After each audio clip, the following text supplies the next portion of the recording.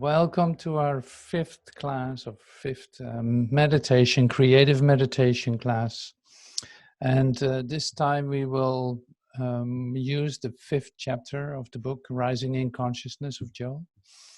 And it is a bit of a different chapter.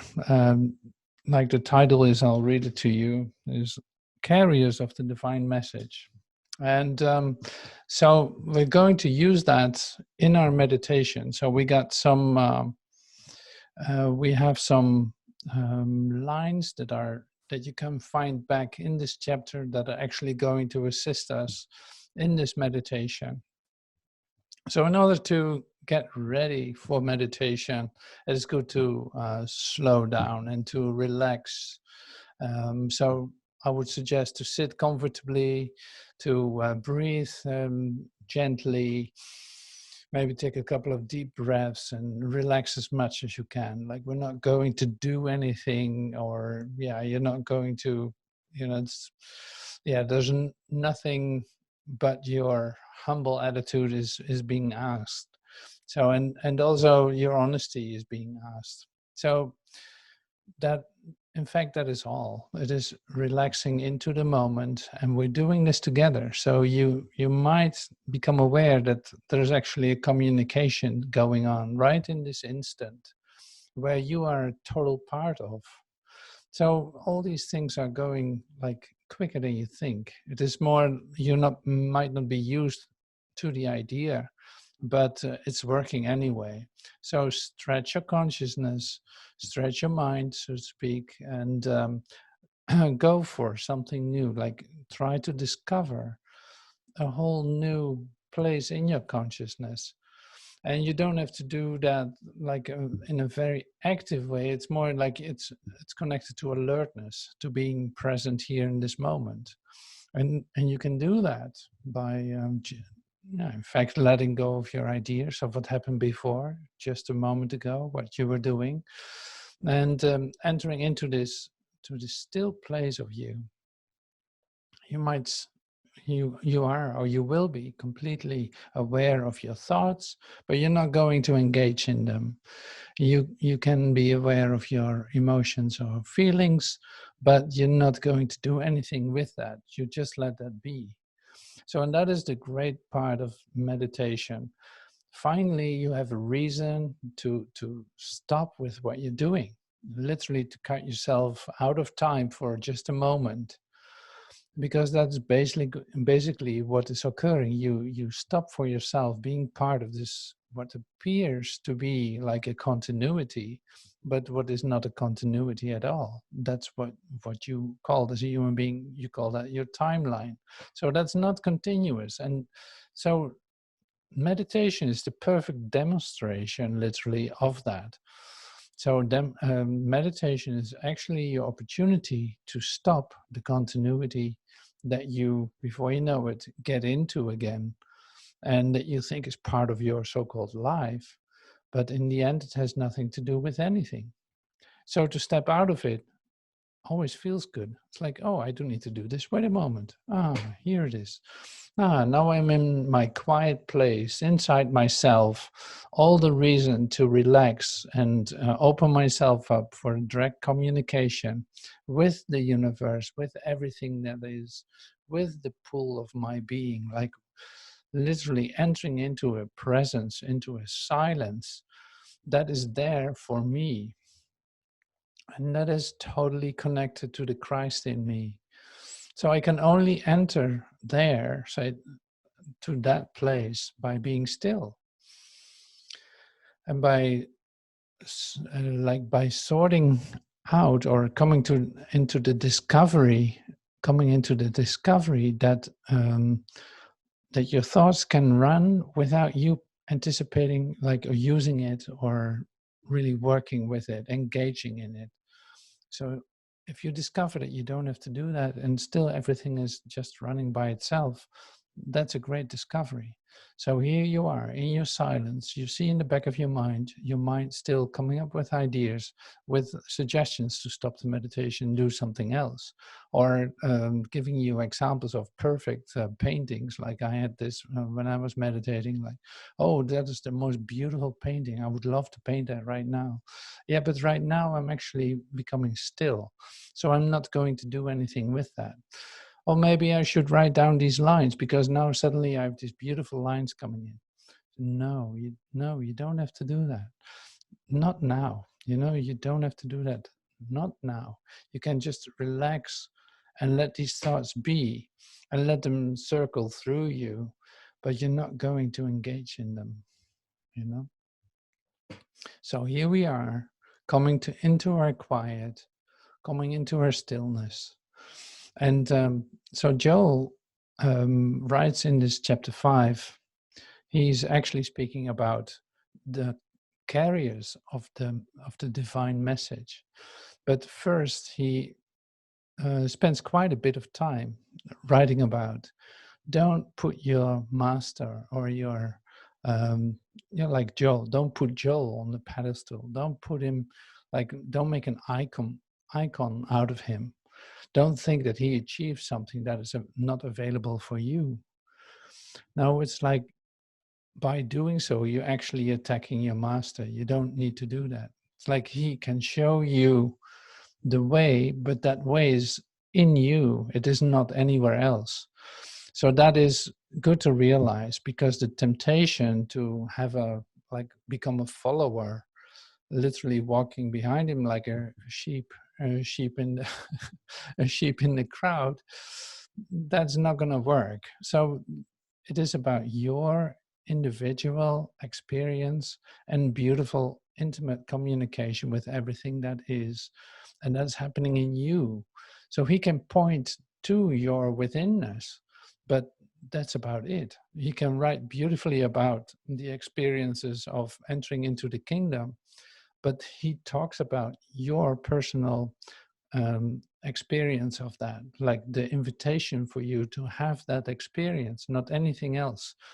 Not that the great Joel Goldsmith is going to show you. You just only have to walk behind him or make an idol out of him in order for you, like, the more you please him, the more you will get the experience. Like, no, that's not going to happen. And of course, you know this, but see, there's a tendency to follow a name. Like, oh no, Muji is so great, or Eckhart Tolle is so wonderful. He's so great.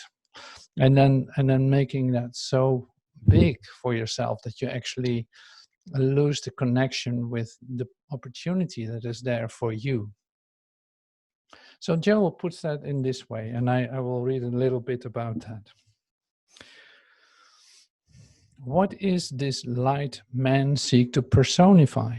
Why does not man push aside the veil covering his eyes, that he may behold the impersonal Savior and Physician, purifier of the individual soul and healer of the personal body, glorious lights of all ages, nameless, formless, universal, impersonal? Oh man, enlarge your vision and behold it here and now. It walks beside you by day and sits by your side at night. On your journey, it travels as guide and protector. In your work, it serves to inspire and direct. Open your consciousness now and let the presence in. See, that is the invitation. Let the presence in. It's happening in you. You don't need to personify light. It is not connected to a person. This light, this power, the impersonal Christ, this Christ has been made manifest through the ages in various forms and has appeared in what appears to us to be many people. We have had, like, Shankara, the great light Shankara in India, the Buddha, and they all expressed the light like they all were the direct expression of light and love. But here it is. The same I is God. The same I is individual you and individual me. That which appears to our senses as human beings, as the baby that is born, or the old man or woman that dies, that is not the I. As a matter of fact, not is that is not you or me. That is the false sense of both God and man. That's the limited and finite view, the false view. Something that has crept into belief and we have identified ourselves with. Until now, we begin to say, I am sick, I am poor, I am old, and all this time, I am is God. So that's of course great to be aware of, that you're actually identifying with something that is not real. So as soon as you say I am, just be conscious of what you're going to say, because you're literally, like, your mind is all powerful. So you're literally determining how you see yourself. So think twice, like, before you say I am. Like, I am is a very powerful word. It is connected to the true self, to your true being. And that's why it will help you to be completely aware of how you are using it. Like, as your precious I am. Like, that is the invitation. That is the possibility for you. Your personal, individual I am. Your personal connection to what is.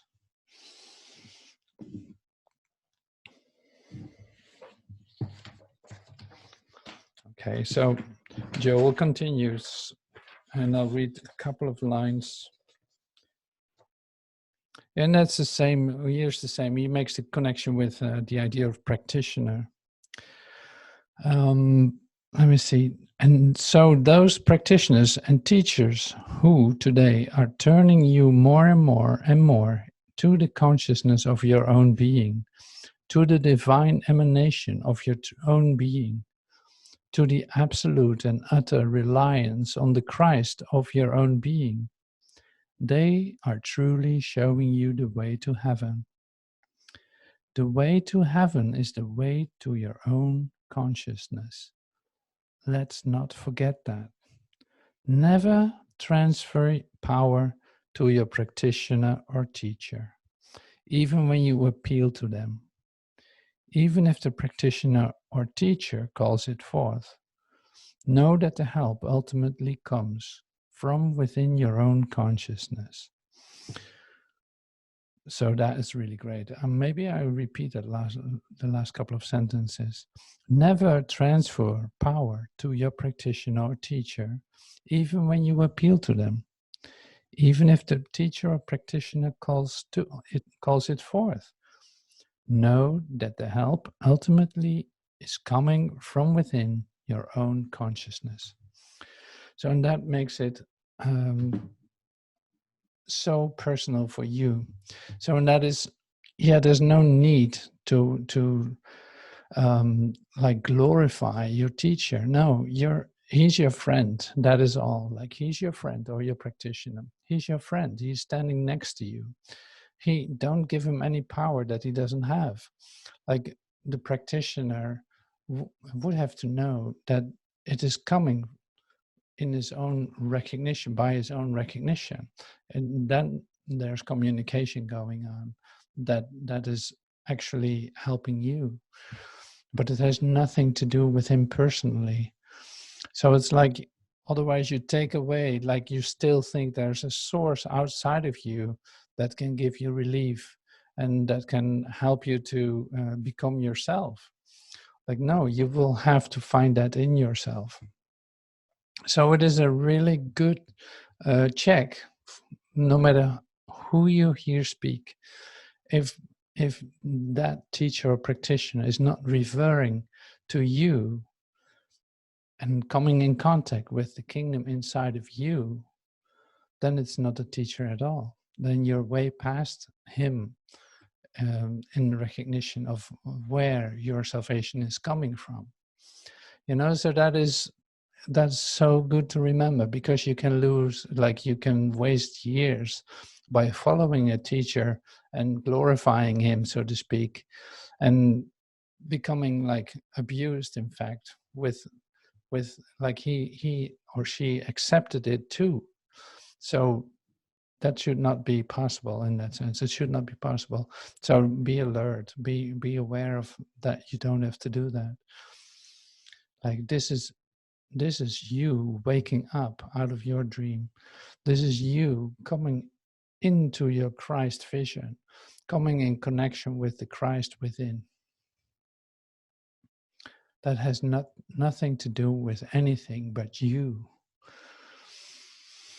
So I love that as a message, because it is good to realize where this all is happening.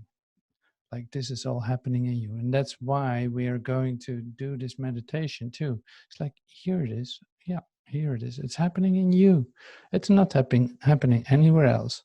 I'm just the one just sharing this with you. Like, there's no need to glorify or to think like, oh, that's such a great teacher, or so great this and that. It's like, no, that's not what this is about. This is about your awakening, by you coming in touch with the most precious of yourself, you coming in touch with the most private, subtle intensity, and that's called your heaven or your perfection. So I want to give that to you. So thank you for putting up with me in this. And so I'm going to start with you the meditation. And I've 4 lines, so the time in between will be just about like 5 minutes or so, maybe a little bit shorter. And we'll see how this all unfolds.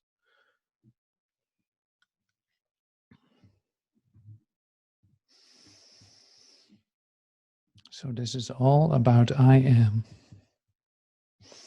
I am the way, the truth, and the life.